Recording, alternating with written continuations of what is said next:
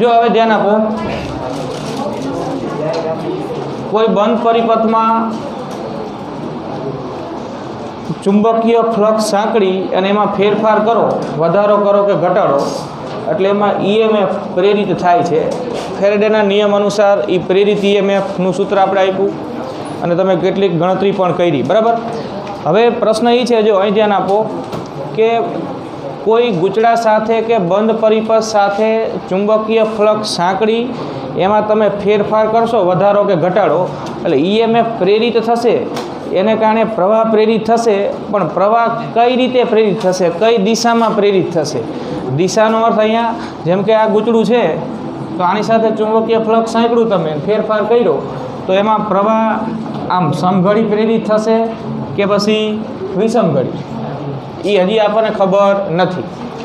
પ્રવાહ પ્રેરિત ગમે તે દિશામાં ન થાય, બરાબર. તમે અનુમાન કોઈ પણ ગૂંચળામાં આમ પ્રવાહ પ્રેરિત થઈ ગયો કે આમ પ્રેરિત થઈ ગયો એ રીતે લઈ શકશો નહીં. એનો એક ચોક્કસ નિયમ છે, લેન્ઝનો નિયમ. અને લેન્ઝનો નિયમ અંતે ઉર્જા સંરક્ષણના નિયમનું જ એક વિશિષ્ટ કથન છે. તો આપણે એ હકીકત અહીંયા સમજાવવાની છે અને એના પરથી પણ તમને બરાબર આવા કેટલાક પ્રશ્નો હશે. તો હવે ધ્યાન આપો, જો વાત શું છે. પહેલાં તો એક વાત આ રહી, જો તમે આની પહેલાંના ચેપ્ટરમાં એ ભણી ગયા છો અથવા ભણશો, એનો ઉપયોગ આપણે કરવો પડશે. જો ધ્યાન આપો એક મિનિટ. આ એક રિંગ છે કે ગૂંચળું છે, બોર્ડના સમતલ પર જ છે. હવે આને પ્રવાહધારિત કરેલું છે કોઈ રીતે, બરાબર. કોઈ પણ રીતે પ્રવાહધારિત કરેલું છે. બેટરી જોડીને પ્રવાહ વહેવડાવો કે પછી પ્રેરણ કરાવો, પ્રવાહધારિત કર્યું છે. અને તમે એના સમતલને લંબરૂપે દ્રષ્ટિ રાખી આમ જુઓ છો ત્યારે એમાં વહેતો પ્રવાહ આપણને સમઘડી દેખાય છે. તો જો આ સમઘડી પ્રવાહ દેખાય, આ ગૂંચળું કે જે બોર્ડના સમતલ પર મૂક્યું છે, અહીંથી ઊભા એને લંબરૂપે દ્રષ્ટિ રાખી આમ જોતા એમાં પ્રવાહ સમઘડી વહેતો દેખાય, તો આ ગૂંચળાનું તમારી નજર સામેનું જે પૃષ્ઠ હોય, બરાબર, એ એસ ધ્રુવ તરીકે વર્તે અને એ ગૂંચળાનું જે પાછળનું પૃષ્ઠ છે એ એન ધ્રુવ. વાત શું છે, જો કે જે ચુંબકીય ક્ષેત્ર ઉત્પન્ન કરે ને જે પણ કંઈ, એને ચુંબક કહેવાય. અને જેને ચુંબક કહેવાય એના કેટલા ધ્રુવો હોય? 2 ધ્રુવ. એટલે ખાલી ગજ્ય ચુંબકને જ 2 ધ્રુવો હોય એવી વાત નથી, બરાબર. તમે સોલેનોઇડમાં પ્રવાહ પસાર કરો તો સોલેનોઇડ પણ એક ચુંબકની જેમ વર્તે છે, એનાય 2 ધ્રુવો વ્યાખ્યાયિત થાય, બરાબર. એ ધ્રુવો કઈ રીતે આપણે કોને એન કહેશું ને કોને એસ કહેશું એની વાત છે. આપણે આખું સોલેનોઇડ ન લેતા કે એન આટા ન લેતા, એક જ આંટો લીધો છે, એક રિંગ લીધી છે. એ રિંગને બોર્ડના સમતલને લંબ ગોઠવી છે. આ રિંગ બોર્ડ પર જ છે એવું વિચારી લો. તમે એ રિંગના સમતલને લંબરૂપે દ્રષ્ટિ રાખી જુઓ છો અને પ્રવાહધારિત રિંગમાં વહેતો પ્રવાહ તમને આમ સમઘડી દેખાય છે, તો તમારી નજર સામે એ રિંગનું જે પૃષ્ઠ આવે, બરાબર, આ રિંગ એક ચુંબક કહેવાય. હવે પ્રવાહધારિત છે, ચુંબકીય ક્ષેત્ર ઉત્પન્ન કરે છે. પ્રવાહધારિત તાર ચુંબકીય ક્ષેત્ર ઉત્પન્ન કરે, પ્રવાહધારિત રિંગ ચુંબકીય ક્ષેત્ર ઉત્પન્ન કરે છે. તો રિંગ એક ચુંબકની જેમ વર્તે છે, એને 2 ધ્રુવો હોય. એ 2 ધ્રુવો કઈ રીતે નક્કી થાય એની વાત છે કે તમે એ રિંગને લંબરૂપે દ્રષ્ટિ રાખી જોતા પ્રવાહ જો સમઘડી દેખાય, તો રિંગનું નજર સામેનું જે ભાગ છે, તમારા નજર સામેનું જે પૃષ્ઠ, એના 2 પૃષ્ઠો ગણાય. જો 1 અને 2. એ નજર સામેનો જે પૃષ્ઠ દેખાય તમને આગળનો ભાગ, એ એનો એસ ધ્રુવ કહેવાય, સમઘડી પ્રવાહ હોય તો. અને પાછળનો કયો ધ્રુવ થશે? એન ધ્રુવ. આ રીતે, બરાબર, સંજ્ઞા જો આપી છે, આ સમઘડી અને આ એસ દોરેલો છે. તો આ એસ 2 ધ્રુવ હોય, નજર સામેનું એસ ધ્રુવ આવે, સમઘડી પ્રવાહ દેખાય તો, અને પાછળનું કયું? એન ધ્રુવ. અને એનથી ઉલટું કે જો રિંગમાં વહેતો પ્રવાહ એના સમતલને લંબરૂપે દ્રષ્ટિ રાખી જોતા વિષમઘડી હોય, તો પછી નજર સામેનું એ રિંગનું પૃષ્ઠ છે એ એન ધ્રુવ હોય અને પાછળનું કયું હોય? એસ હોય. એટલે રિંગને પણ 2 ધ્રુવો હોય, એન અને એસ. સોલેનોઇડ તમે વિચારો, સોલેનોઇડમાં બરાબર આવા બધા તમે આટાઓ બનાવી દીધા છે, ખાલી આપણે જોઈએ. અને આ છેડો ને આ છેડો આમ બેટરી સાથે જોડી દો એટલે સોલેનોઇડ પ્રવાહધારિત થાય. દરેક આંટામાં સરખો જ પ્રવાહ વહે, એક જ બાજુ. આમ એકમાં અહીંથી જુઓ, આમ સોલેનોઇડ મૂક્યું છે, અહીંથી જુઓ તો આ આંટામાં પ્રવાહ આમ વહેતો હોય, જે રીતે બેટરી જોડી છે એ પ્રમાણે, બરાબર. તો હવે જો આ સોલેનોઇડ એક ચુંબક બની જાય, એના બે ધ્રુવો હોય કે સોલેનોઇડનું તમે એના આડછેદના ક્ષેત્રફળને લંબરૂપે દ્રષ્ટિ રાખી આમ જુઓ, અહીંથી આમ નિરીક્ષણ કરો તો અહીંયા આ જે પહેલો આંટો છે એમાં પ્રવાહ જો તમને આમ સમઘડી વહેતો દેખાય તો બધા આંટામાં આમ સમઘડી જશે આ બાજુ જોતા. તો દરેક આંટાનો જે આ બાજુનું પૃષ્ઠ આવે ને એ કયું ધ્રુવ થાય? એસ. અને દરેક આંટાનું જે આ બાજુનું પૃષ્ઠ આવે એ કયું થાય? એન.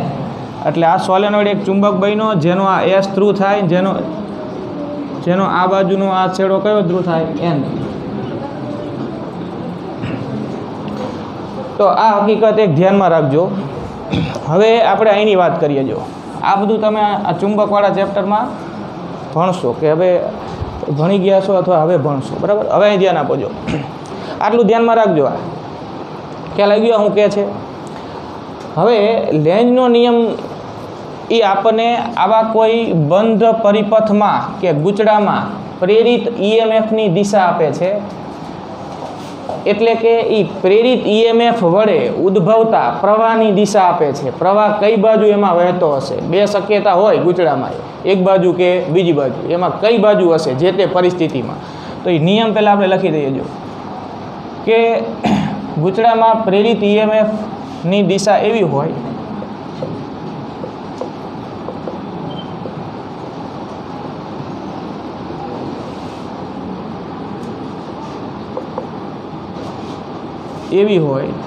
કે જેના વડે એવો પ્રવાહ ઉદ્ભવે, એવો એટલે કે એવી દિશામાં, બરાબર, જેના વડે એવી દિશામાં પ્રવાહ ઉદ્ભવે કે જે તેને એટલે કે પ્રેરિત ઈએમએફને કે એના વડે મળતા પ્રવાહને તેને ઉત્પન્ન કરતા ચુંબકીય ફ્લક્સના ફેરફારનો વિરોધ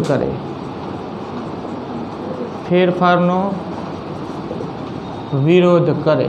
બરાબર. તો આ હકીકત છે એ લેન્ઝનો નિયમ છે. હવે આપણે આ હકીકત સમજવા માટે એક ગોઠવણી વિચારીએ.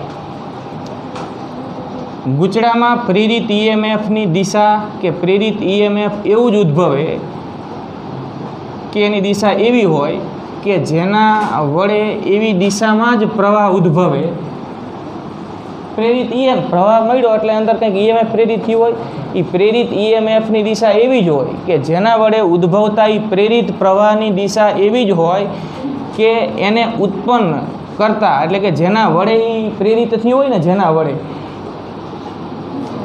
એને ઉત્પન્ન કરતા એ ચુંબકીય ફ્લક્સના ફેરફારનો શું કરે? વિરોધ કરે. ફેરફારનો વિરોધ એટલે જો ગૂંચળા સાથે સંકળાયેલ ચુંબકીય ફ્લક્સ કોઈ સ્થિતિમાં વધતું હોય તો વધારાનો વિરોધ કરે, અને જો ચુંબકીય ફ્લક્સ ગૂંચળા સાથે સાંકળી અને એમાં ઘટાડો થતો હોય તો ઘટાડાનો વિરોધ કરે. બરાબર. આ હકીકત એ જ લેન્ઝનો નિયમ. તો આપણે જોઈએ. જો આ એક ગૂંચળું આપણે બોર્ડને લંબ એવા સમતલમાં વિચારીએ. આ ગૂંચળું છે, બોર્ડને લંબ એવા સમતલમાં મૂકેલું છે. પ્રવાહની હાજરી નોંધવા માટે એક ગેલોનોમીટર પણ જોડી લઈએ. આ એક ચુંબક છે, એનો એન ધ્રુવ ગૂંચળાની સામે રાખ્યો, એ સામ રાખ્યો. બરાબર. આવી ગોઠવણી છે. જો ગૂંચળું છે એ બોર્ડને લંબ એવા સમતલમાં છે અને એની સામે અહીંયા ચુંબક છે. બરાબર. આ રીતે ગોઠવણી વિચારો. અહીંયા ગૂંચળું છે આમ, અને આ ચુંબક છે. આ ચુંબકનો એન ધ્રુવ છે અને આ ચુંબકનો એસ ધ્રુવ છે. હવે આપણે ખાલી ચુંબકને સ્થિર રાખીએ તો આ ચુંબક વડે આની સાથે ચુંબકીય ફ્લક્સ સંકળાય છે ખરું, પણ હજી કંઈ ફેરફાર થતો નથી. જો પ્રવાહ પ્રેરિત કરવો હોય તો એ ગૂંચળા સાથે સંકળાયેલા ચુંબકીય ફ્લક્સમાં ફેરફાર કરવો પડે.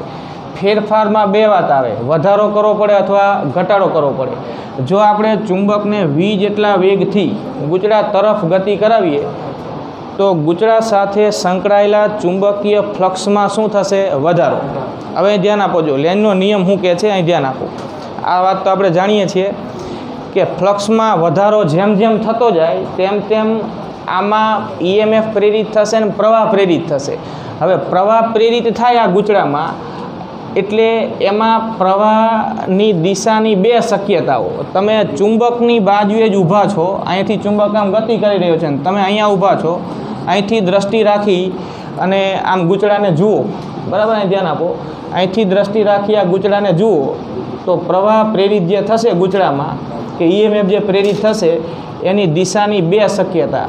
અહીંથી દ્રષ્ટિ રાખી જોતાં કાં તો પ્રવાહ સમઘડી કાં તો વિષમઘડી. હવે આપણે બે શક્યતા ચેક કરીએ. જે શક્યતામાં ઉર્જા સંરક્ષણના નિયમનું પાલન થાય એ શક્યતા સાચી, કેમ કે ઉર્જા સંરક્ષણના નિયમનું પાલન તો થવું જ જોઈએ, બરાબર, એ તો મૂળભૂત નિયમ છે.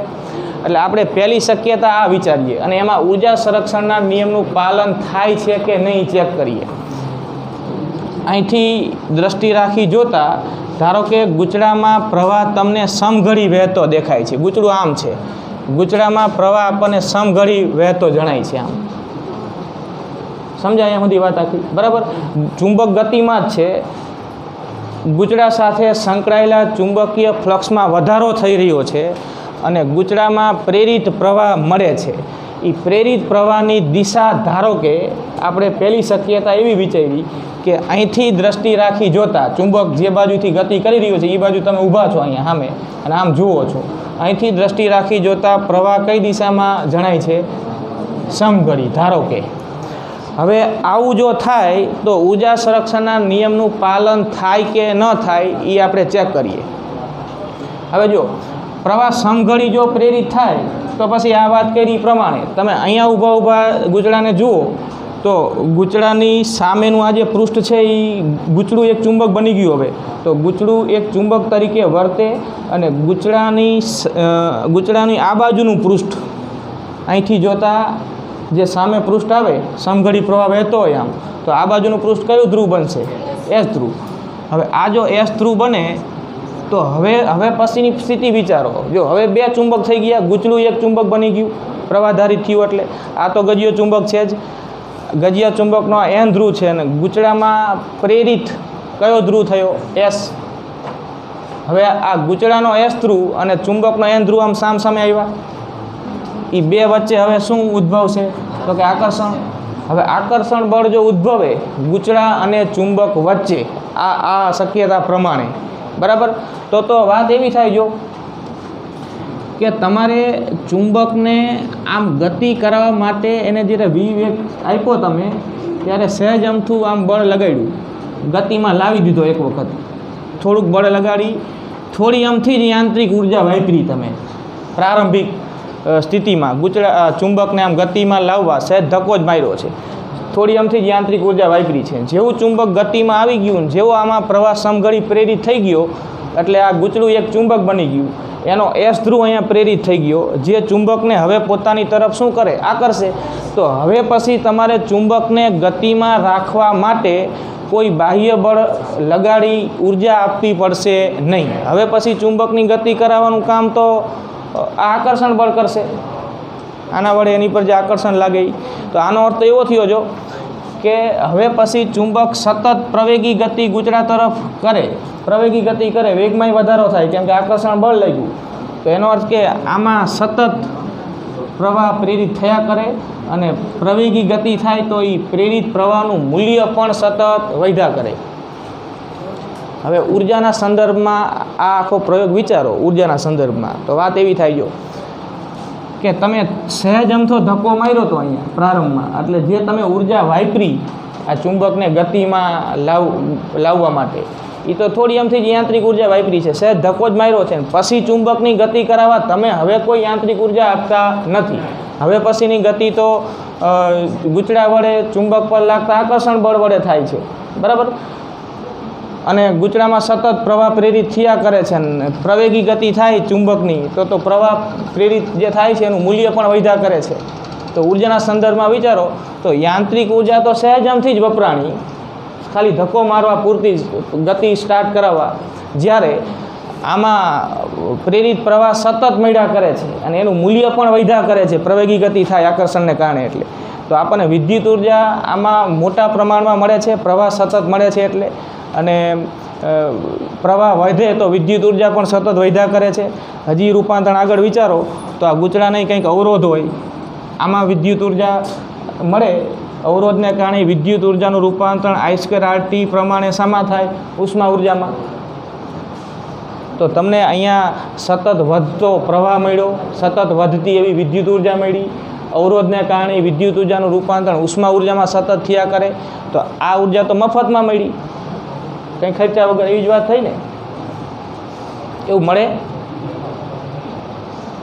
બરાબર? સમજો, જો તમે ઉર્જા સંરક્ષણનો જે મૂળભૂત નિયમ છે કુદરતનો, એ શું કહે છે? તો કે જેટલી ઉર્જા ખર્ચાય એટલી જ મળે, રૂપાંતરણ થાય, પણ નવી ઉર્જા ઉત્પન્ન થાય નહીં. તો અહીંયા આ હકીકત લાગુ પાડો તો એની સાથે આ પ્રયોગ સુસંગત નથી થતો. જો કે તમે અહીંયા ઉર્જા જે ખર્ચો છો એ તો સહેજમથી જ ધક્કો મારવા પૂરતી યાંત્રિક ઉર્જા ખર્ચો છો, થોડી અમથી જ. જ્યારે ચુંબકની તો પછી આકર્ષણ બળને કારણે સતત પ્રવેગી ગતિ ચાલુ રહે છે, એને કારણે આમાં સતત પ્રવાહ વધ્યા કરે છે, વિદ્યુત ઉર્જા સતત વધ્યા કરે છે, પ્રવાહ વધે છે એટલે. અને એનું હજી રૂપાંતરણ વિચારો વિદ્યુત ઉર્જાનું. તો આનો કંઈક અવરોધ હોય, કોઈ વાહકમાં પ્રવાહ પસાર થાય એટલે અવરોધને કારણે એ વિદ્યુત ઉર્જાનું રૂપાંતરણ શામાં થાય? ઉષ્મા ઉર્જામાં. એ જૂલ અસર કહેવાય. પ્રવાહ વધે તો વિદ્યુત ઉર્જાનું ઉષ્મા ઉર્જામાં રૂપાંતરણ થાય છે, એ ઉષ્મા ઉર્જા પણ વધે. તો અહીંયા આપણને સતત વધતા જતા મૂલ્યની વિદ્યુત ઉર્જા મળશે, આ શક્યતા પ્રમાણે વિચારો તો. અને એનું રૂપાંતરણ સતત ઉષ્મા ઉર્જામાં થતું હોય તો સતત વધતા જતા મૂલ્યની ઉષ્મા ઉર્જા મળશે.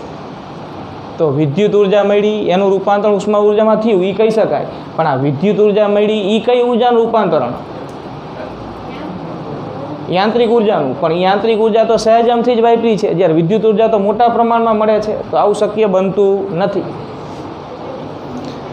જો તમે સતત યાંત્રિક ઉર્જા વાપરો તો જ તમને સતત વિદ્યુત ઉર્જા મળે. સહેજમ તો ચુંબકને ધક્કો મારી દો, સહેજમથી યાંત્રિક ઉર્જા વાપરો અને ગૂંચળામાં સતત વિદ્યુત પ્રવાહ વધતા જતા મૂલ્યનો મળ્યા જ કરે, વિદ્યુત ઉર્જા સતત વધતા જતા મૂલ્યની મળ્યા જ કરે, આવું શક્ય બને નહીં ઉર્જા સંરક્ષણના નિયમ અનુસાર. સમજ્યા વાતને? તો એનો અર્થ કે આપણી આ શક્યતા ખોટી છે. આપણે ચુંબકને ગૂંચળા સામે રાખી, ચુંબકનો N ધ્રુવ ગૂંચળાની સામે રહે એ રીતે ચુંબકને ગૂંચળા તરફ ગતિ કરાવીએ અને ચુંબકની સામેનો આ ગૂંચળાનું પૃષ્ઠ S ધ્રુવ તરીકે વર્તે અને એમાં પ્રવાહ સમઘડી પસાર થાય, આવું શક્ય બને નહીં. આ શક્યતા ખોટી છે. તો હવે કઈ શક્યતા વધી? આમાં પ્રવાહ વિષમઘડી, અહીંથી જોતા પ્રવાહ વિષમઘડી, અને પ્રવાહ વિષમઘડી તો અહીંથી જોતા જે આ ગૂંચળાનો સામેનું પૃષ્ઠ આવે એ કયો ધ્રુવ બનશે? N ધ્રુવ. અને હવે વિચારો ઉર્જા સંરક્ષણ વિચારો. હવે તો હવે પાલન થાય. જો હવે વિચારો કે ચુંબકને તમે આમ ગતિમાં લાવવા માટે અહીંયા સહેજ ધક્કો મારીને છોડી દેશો તો શું ચુંબક સતત ગતિમાં રહેશે? કેમ નહીં રહે?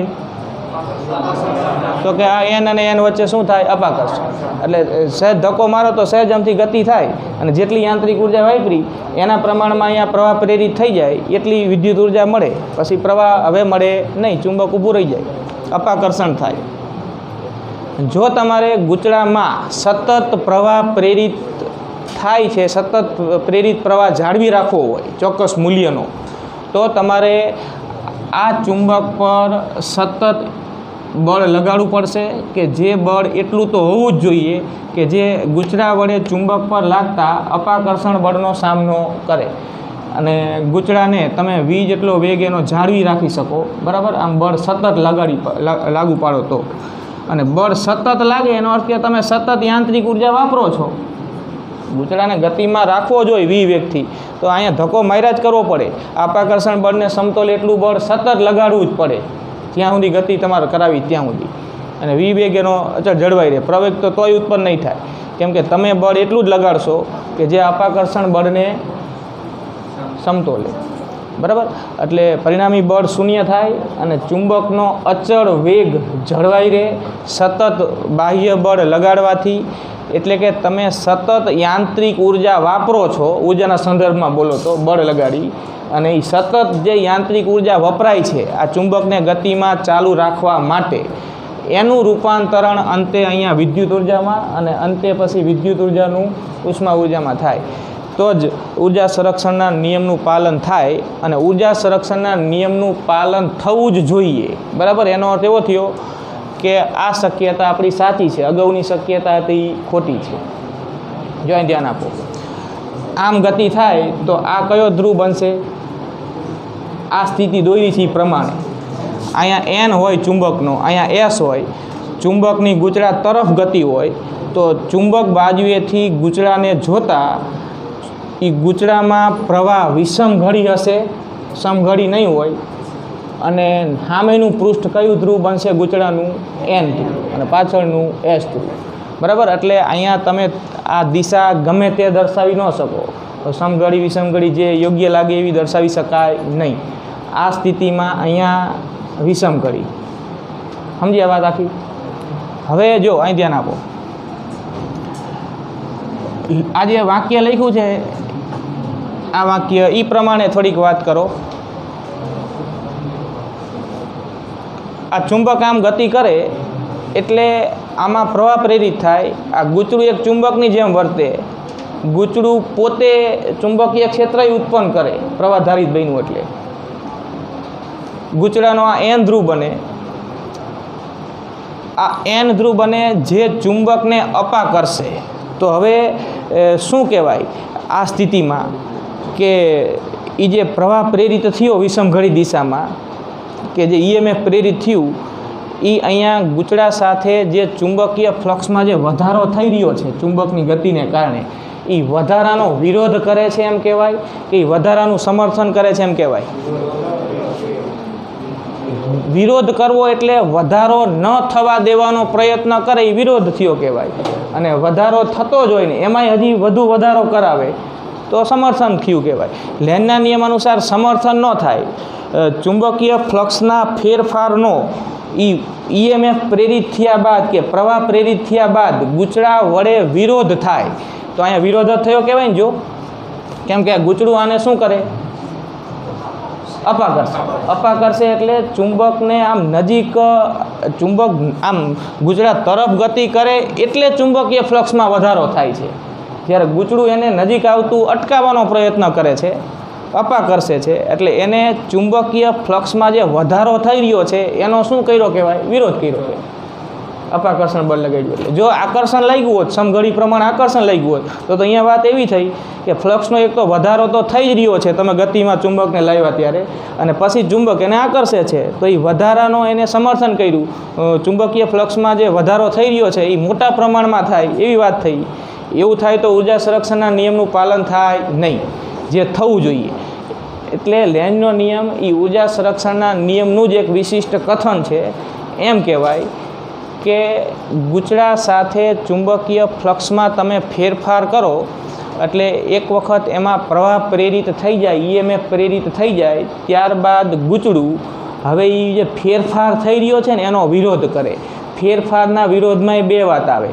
વધારો થઈ રહ્યો હોય તો વધારો ન થવા દેવાનો પ્રયત્ન કરે ગૂંચળું, અને ઘટાડો થઈ રહ્યો હોય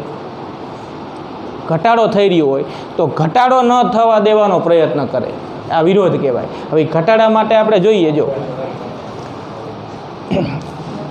આ કિસ્સામાં શું થાય છે, તમે ચુંબકને આમ ગતિ કરાવો તો ગૂંચળા સાથે સંકળાયેલા ફ્લક્સમાં શું થઈ રહ્યું છે? વધારો ઘટાડો? વધારો. આમ ગતિ કરાવો એટલે વધારો થાય છે.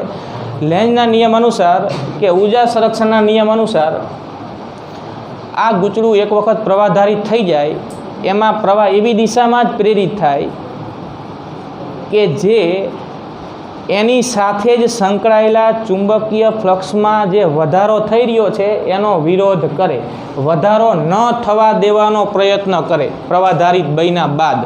તો આને ચુંબકીય ફ્લક્સમાં વધારો અટકાવવો હોય તો આ ગૂંચળાએ આ ચુંબક પર બળ કઈ બાજુ લગાડવું પડે? એની ગતિની દિશામાં કે ગતિની વિરુદ્ધ દિશામાં? તો લાગ્યું ને જો અપાકર્ષણ જે એને વધારાનો શું કર્યો કહેવાય, વિરોધ કર્યો. સમજી આ વાત? હવે જો હવે ધ્યાન આપો, જવાબ તમે આપજો. આ ચુંબક એમનું એમ છે, ગૂંચળું એમનું એમ જ છે, સ્થાન બદલા નથી. ચુંબક અહીં સામે મૂક્યું છે, પ્રારંભમાં સ્થિર છે. સ્થિર છે એટલે ચુંબકીય ફ્લક્સ જે સંકળાવાનું હતું એ સંકળાઈ ગયું છે. ખાલી ચુંબકીય ફ્લક્સ સંકળાયેલું હોય ત્યારે કંઈ પ્રવાહ અહીંયા હોતો નથી. પ્રવાહ પ્રેરિત કરવો હોય તો કાં તો ફ્લક્સનો વધારો કરો કાં તો ફ્લક્સનો ઘટાડો કરો. વધારાની વાત આપણે કરી, હવે ઘટાડાની કરવી છે. તો ઘટાડો કરવો હોય તો આ ચુંબકને કઈ બાજુ ગતિ કરાવવી પડે? આમ દૂર લઈ જવું પડે. તો ચુંબકને તમે આ બાજુ વી વેગથી ગતિમાં લાવવા માગો છો એટલે બળ તમે જે ચુંબક પર લગાડશો એ આમ લગાડશો. જેવું ચુંબક આ બાજુ ગતિ કરવા લાગશે આ બાજુ, એટલે આ ગૂંચળા સાથે ચુંબક વડે સંકળાયેલા ચુંબકીય ફ્લક્સમાં શું થવા લાગશે? ઘટાડો. ઘટાડો થવા લાગે એટલે પ્રવાહ પ્રેરિત થાય.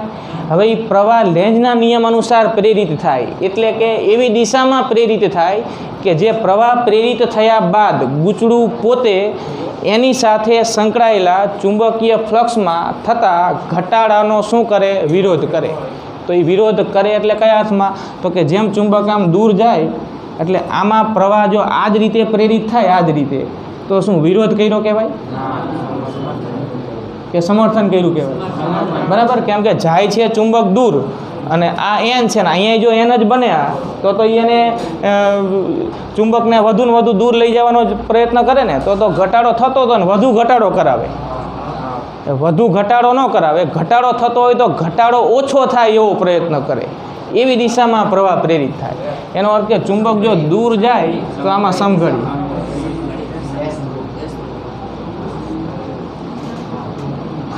આમ હોય. જો હવે આ એસ બને ને, ચુંબક જાય છે દૂર તો આ આને શું કરે? આકર્ષે. આકર્ષે એટલે પછી ચુંબક કંઈ આમ પાછો વળીને ગતિ કરવા નહીં માંડે, કેમ કે તમે તો બળ આમ જ લગાડો છો. એટલે ચુંબક આમ ગતિ કરી રહ્યું છે, આમાં ફ્લક્સમાં ઘટાડો થઈ રહ્યો છે, પ્રવાહ પ્રેરિત થઈ ગયો. લેન્ઝના નિયમ અનુસાર સમઘડી પ્રેરિત થાય કે જેથી કરીને આ એસ ધ્રુવ બને, જે ચુંબકને આકર્ષવાનો પ્રયત્ન કરે. આકર્ષવાનો પ્રયત્ન જે કર્યો ને એ એને ઘટાડાનો શું કર્યો કહેવાય? વિરોધ કર્યો. બરાબર. તો આ જ લેન્ઝનો નિયમ છે. પછી જ્યાં જેવી પરિસ્થિતિ. બરાબર.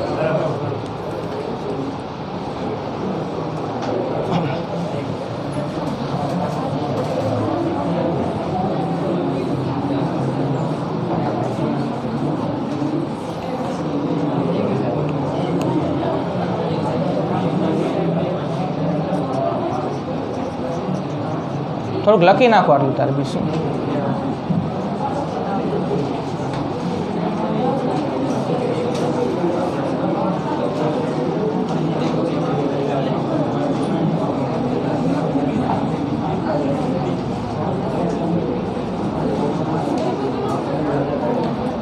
હવે એક જ મિનિટ જો, પછી એક જવાબ આપો તમે, પછી લખો. 1 મિનિટ ધ્યાન આપો. આમાં આના પરથી પ્રશ્નો બધા આ રીતના જ હોય છે, તમારે દિશા આપવાની હોય છે. બરાબર. હવે આ ગૂંચળું છે, બરાબર. આ ચુંબક છે. ગૂંચળું બોર્ડના સમતલને લંબ છે. ચુંબકનો એસ ધ્રુવ છે, ચુંબકનો આ એન છે. ઉલટાઈ દીધું અહીંયા. અને આને તમે આમ વી વેગથી ગતિમાં લાવો છો તો ગૂંચળાનો આ સાઈડનું જે પૃષ્ઠ છે એ કયા ધ્રુવ તરીકે વર્તે? એસ. આ સાઈડનું સામેનું એન બને, આ બાજુનું એન બને. જે આ ચુંબક આમ દૂર જાય ને, દૂર એટલે ચુંબકીય ફ્લક્સમાં ઘટાડો થયો તો ઘટાડાનો વિરોધ એટલે એને આકર્ષવું પડે. એટલે આ બાજુનું અહીંથી જોતા પ્રવાહ વિષમ ઘડી, અહીંથી જોતા આમથી જોતા, એટલે આ બાજુનો એન બને, આ બાજુનું એન બને, આ બાજુનું એસ બને લેન્ઝના નિયમ અનુસાર. બરાબર. એટલે ગમે તે દિશામાં પ્રવાહ પ્રેરિત થાય નહીં. હવે આમાં દિશા ઉલટાવો તો આ ધ્રુવ ઉલટાઈ જાય. તમારે ધ્યાન એ બાબતનું રાખવાનું હોય આવા કિસ્સાઓમાં કે લેન્ઝના નિયમનું ઉલ્લંઘન થવું જોઈએ નહીં. જો લેન્ઝના નિયમનું ઉલ્લંઘન થાય તો ઉર્જા સંરક્ષણના નિયમનું ઉલ્લંઘન થાય, અને જો ઉર્જા સંરક્ષણના નિયમનું ઉલ્લંઘન થાય તો મફતમાં ઉર્જા મળે, અને તો એ તો બહુ સારી વાત થઈ જાય, પણ એવું થતું નથી.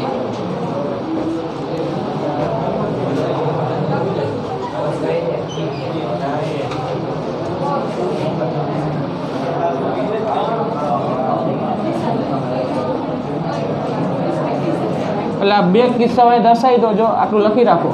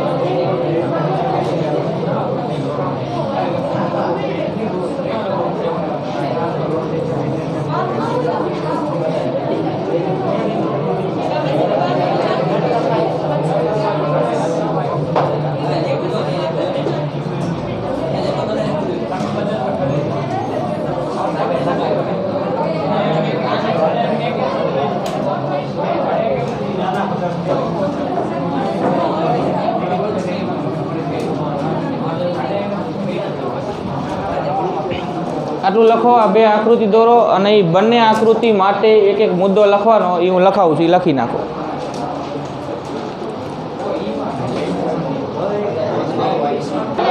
આ દોરી નાખો.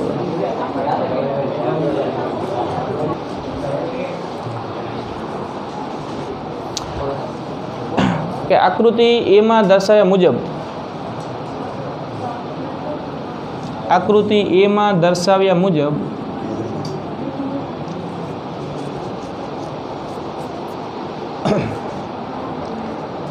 એક ગજિયા ચુંબકનો N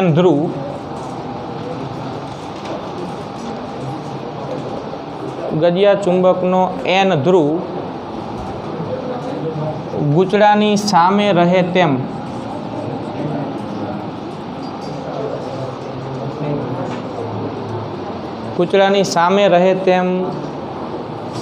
ચુંબકને ગૂંચળા તરફ ગતિ કરવામાં આવે છે. ચુંબકને ગૂંચળા તરફ ગતિ કરવામાં આવે છે.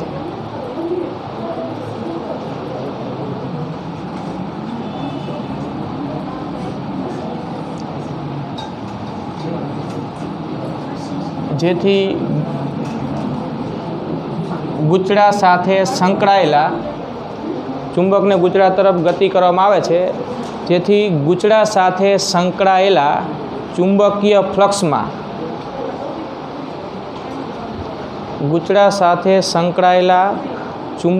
ફ્લક્સમાં વધારો થાય છે.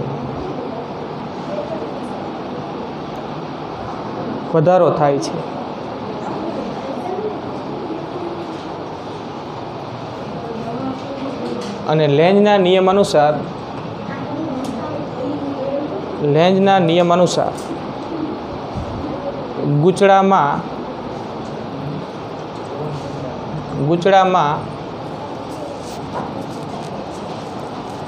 ચુંબક બાજુએથી દ્રષ્ટિ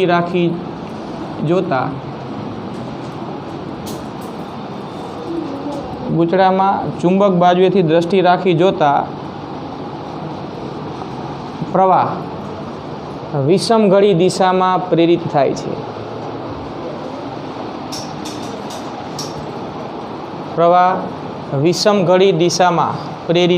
છે.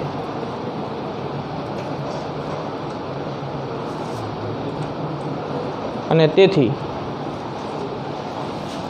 તેથી ગૂંચળાનો ગૂંચળાનું ચુંબક સામેનું પૃષ્ઠ, ગૂંચળાનું ચુંબક સામેનું પૃષ્ઠ એન ધ્રુવ તરીકે વર્તે.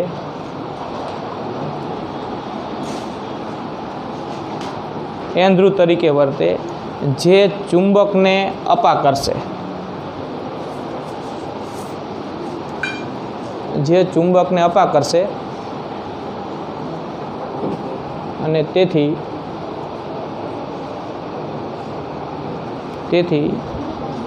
ગૂંચળા સાથે સંકળાયેલા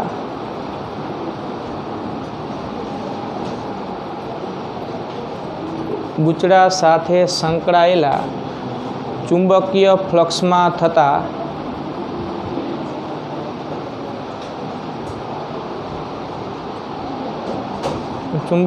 ફ્લક્સમાં થતા વધારાનો વિરોધ થાય. બરાબર, જેવું આના માટે લખ્યું ને એવું આના માટે લખી નાખો જાતે, જ્યાં ફેરફાર કરવાનું થાય એ કરી નાખવા. આવડે ને? કરી દે બસ. આવું એક નિયમિત ચુંબકીય ક્ષેત્ર પૃષ્ઠને લંબ અંદર તરફ છે. આ ચોકડી કરી એનો અર્થ કે અહીંયા બીની દિશા આ બોર્ડને લંબ અંદર સમાન ચુંબકીય ક્ષેત્ર છે. અને એક આવું અનિયમિત આકારનો વાહક તાર, આવું ગૂંચળું છે અને એ એવી રીતે અહીંયા મૂક્યું છે કે જેથી એ ગૂંચળાનું સમતલ એ બોર્ડ ચુંબકીય ક્ષેત્રને કેવું રહે? લંબ.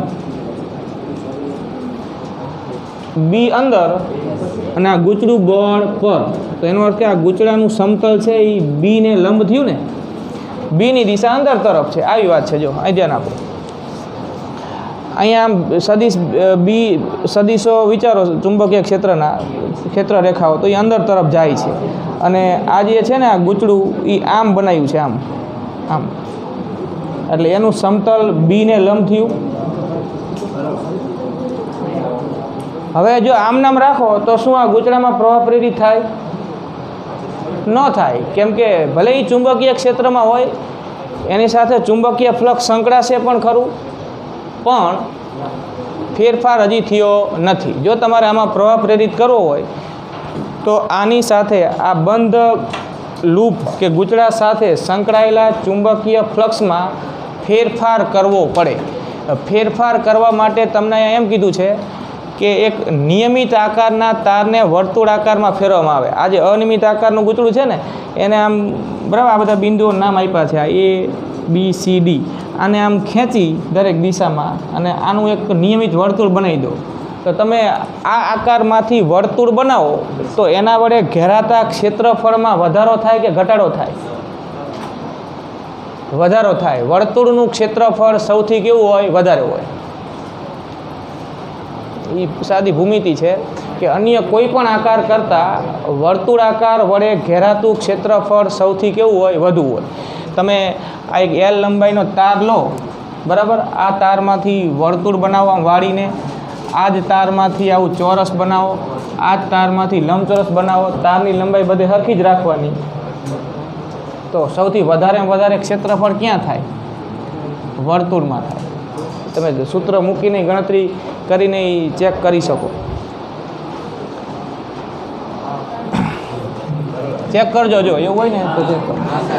આ L બરાબર 100 સેન્ટીમીટર છે, બરાબર. હવે L બરાબર 100 સેન્ટીમીટરના તારમાંથી તમારે એક વર્તુળ બનાવવાનું, એમાંથી એક ચોરસ બનાવવાનું અને એમાંથી એક લંબચોરસ બનાવવાનું. બધાના ક્ષેત્રફળ ગણવાના. સૌથી વધારે ક્ષેત્રફળ, ઘેરાતું ક્ષેત્રફળ સૌથી વધારે કોનું આવશે? વર્તુળ. તો વાત અહીં એ છે કે આવું અનિયમિત આકારનું છે આ, એને ખેંચીને એનું વર્તુળ બનાવી દીધું આ, બરાબર. એટલે આ ભાગ આમ ઉપર ખેંચ્યો હશે, આ ભાગને આમ થોડોક આમ બધી બાજુથી આમ ખેંચી એનું વર્તુળ બનાવ્યું. તો પછી એની સાથે સંકળાયેલા ચુંબકીય ફ્લક્સમાં શું થયો? વધારો થયો, ઘટાડો? વધારો થયો ને, ક્ષેત્રફળ મોટું થયું, એમાં શું થયો? વધારો. એટલે ફ્લક્સ વધ્યું. ફ્લક્સમાં વધારો થાય એટલે એમાં ઈએમએફ પ્રેરિત થાય. કોઈ પણ રીતે તમે બંધ પરિપથ સાથે સંકળાયેલા ચુંબકીય ફ્લક્સમાં વધારો કરો કે ઘટાડો કરો એમાં પ્રવાહ પ્રેરિત થાય. અહીંયા આ અનિયમિત આકારના ગોળીય આ લૂપને કે આ ગૂંચળાને તમે એક નિયમિત આકારનું વર્તુળ બનાવ્યું આમ તો ફ્લક્સમાં વધારો થયો એમાં પ્રવાહ પ્રેરિત થાય. પ્રશ્ન એ છે કે પ્રવાહ કઈ બાજુ પ્રેરિત થશે લેન્ઝના નિયમ અનુસાર. અહીંયા આ નામ આપ્યા છે આ A B C D, આમ પ્રેરિત થશે કે આમ પ્રેરિત થશે એ તમારે એ જ પ્રશ્ન છે અહીંયા. બોલો લેન્ઝના નિયમનો ઉપયોગ કરીને તમે જણાવી શકો. લેન્ઝનો નિયમ શું કહે છે તો કે પ્રવાહ એવી દિશામાં પ્રેરિત થાય કે જે ચુંબકીય ફ્લક્સમાં જો વધારો થતો હોય ને તો વધારાનો વિરોધ કરે. હવે જો અહીં ધ્યાન આપો, 1 મિનિટ ધ્યાન આપો. અહીંયા ચુંબકીય ક્ષેત્ર કઈ બાજુ છે? અંદર તરફ છે. તો અંદર તરફ હોય અને આમાં પ્રવાહ એવો પ્રેરિત થાય કે એ જે ગૂંચળું એક ચુંબક બને અને એ જે ચુંબકીય ક્ષેત્ર ઉત્પન્ન કરે ને એ જો અંદર જ ઉત્પન્ન કરે તો વધારો થયો એક તો ફ્લક્સમાં અને એને સમર્થન કર્યું કહેવાય એનું ચુંબકીય ક્ષેત્ર અંદર તરફ થયું ફ્લક્સ એને વધાર્યું પાછું, તો એવું થાય નહીં. સમજો છો વાતને? જે દિશામાં આપેલ ગોળાકાર લૂપ સાથે ચુંબકીય ક્ષેત્ર સંકળાયેલું છે એનું ક્ષેત્રફળ વધ્યું, એનું ફ્લક્સ વધ્યું, ફ્લક્સમાં વધારો થયો એટલે એ હવે જે પ્રવાહ પ્રેરિત કરે એવી દિશામાં જ પ્રેરિત કરે કે જે હવે એ પોતે જે ચુંબકીય ક્ષેત્ર ઉત્પન્ન કરશે એ એની પર લાગુ પાડેલા ચુંબકીય ક્ષેત્રની વિરુદ્ધ દિશામાં, તો જ વધારાનો વિરોધ થયો કહેવાય. તો કઈ દિશામાં પ્રવાહ કે જેથી એનું ચુંબકીય ક્ષેત્ર આ છે એની વિરુદ્ધ છે અંદર તરફ, તો એની વિરુદ્ધ એટલે બહાર તરફ. કઈ બાજુ બોલો? પ્રવાહ આમ કે આમ? જો આમ પ્રેરિત થાય તો આ લાગુ પાડેલું અંદર તરફ ને આનું અંદર તરફ, તો વધારાનો સમર્થન થયું કહેવાય. એવું ન થાય. આમ સમજ્યા વાતને? કઈ બાજુ? તો કે આમ. આમ એટલે જવાબ શું આપશો? ADCB. અને આમ સમઘડી વિષમઘડી પ્રમાણે બોલો ને તો વિષમઘડી બોર્ડ ઉપરનું હોય તો જ આનું ચુંબકીય ક્ષેત્ર બહાર આવે જે એની પર લાગુ પાડેલા ચુંબકીય ક્ષેત્રનો કે ચુંબકીય ફ્લક્સનો શું કરે? વિરોધ કરે. જે કરવો જોઈએ લેન્ઝના નિયમ અનુસાર. સમજ્યા વાતને? તો અહીંયા જવાબ આવશે પ્રેરિત પ્રવાહ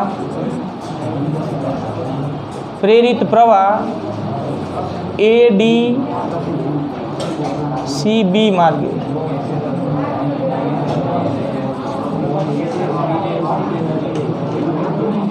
કે જેનું ચુંબકીય ક્ષેત્ર પૃષ્ઠને લંબ અંદર બહાર. અહીંયા આ જે ચોકડી કરી છે અહીંયા આમ ટપકા કરી દેવામાં આવે અને આ જ પ્રશ્ન હોય તો ઉલટું આના કરતા અંદર તરફ ફ્લક્સનો તોય તમે વર્તુળ બનાવશો એટલે વધારો જ થવાનો, પણ વધારો ફ્લક્સનો કઈ બાજુ થયો તો કે બહાર તરફ. જો આ ટપકા કર્યા હોત તો પછી એનું ચુંબકીય ક્ષેત્ર અંદર તરફ, તો પ્રવાહની દિશા આ જે છે એના કરતાં ઉલટી.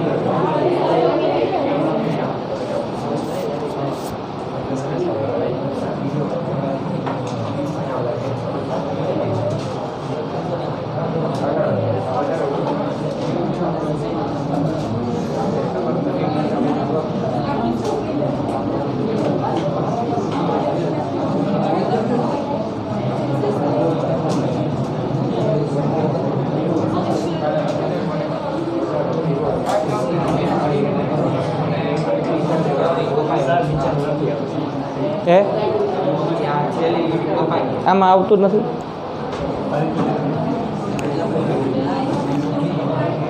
અહીંયા લખી દઉં. પ્રેરિત પ્રવાહ લેન્ઝના નિયમ અનુસાર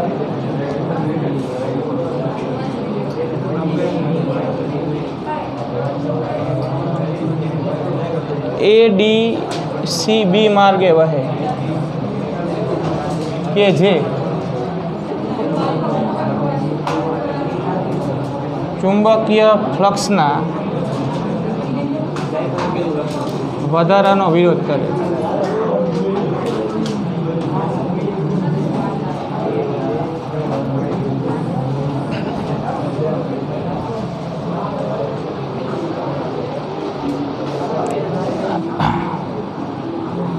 આ જ પ્રશ્નમાં તમને એમ કીધું હોત કે આજે આપ્યું છે ને આ વાત એને કંઈક આવા સ્વરૂપમાં ફેરવી નાખો, આમાં આવું કંઈ પણ આમ તો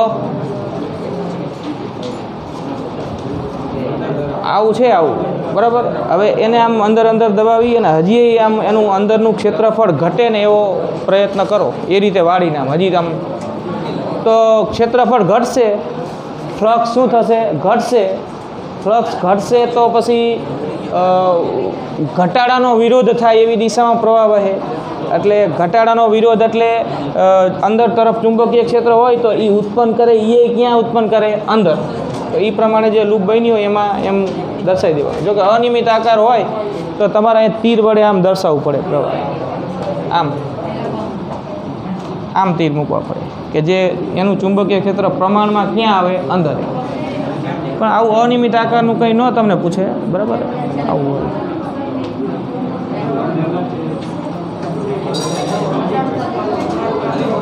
અને એમાં બીજું એક છે, એ ટ્રાય કરજો આવતી વખતે.